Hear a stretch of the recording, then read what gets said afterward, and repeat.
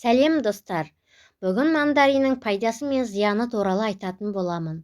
Мандарин сөзі Қытай тілінен аударғанда бай адам деген мағынаны білдіреді. Бұл жеміс Жапония, Испания, Мексика жерінде өссе де, оның отаны аспан асты елі. Мәңгі жасыл болатын ағашы бір маусымда 600 данаға дейін жеміс береді. Тіпті Қытайда 5000 данаға дейін жеміс берген мандарин ағаштары болған екен. Мандарин жемісінің құрамында пайдалы қышқылдар А, Д, К және өзге де дәрумендер, сонымен қатар минералдар калий, магний, темір, фосфор және натрий мен кальций бар. Сондай-ақ бұл жемістің құрамында табиғи антисептиктер бар. Қабығында 2% эфир майы мен пигменттер, мәселен каротин бар.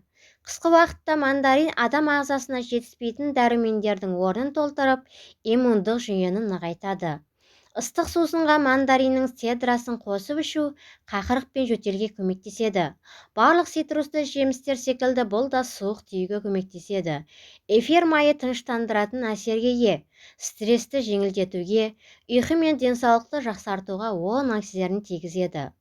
Құрамында қант мөлшері көп болғанына қарамастан, ол төмен калориялы өнім болып саналады.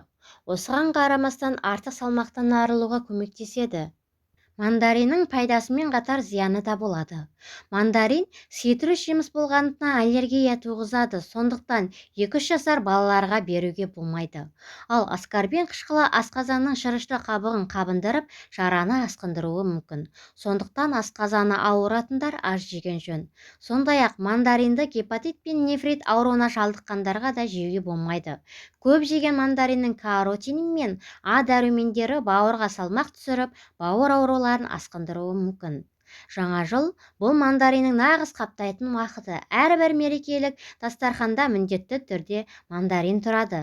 Ендеше осы дәмді жемісті абайлап жеп, денсаулықты сақтайық. Осымен менің мандарин туралы ақпаратым тәмам. Сіздермен болған Гүлбану. Назарларыңызға көп рахмет.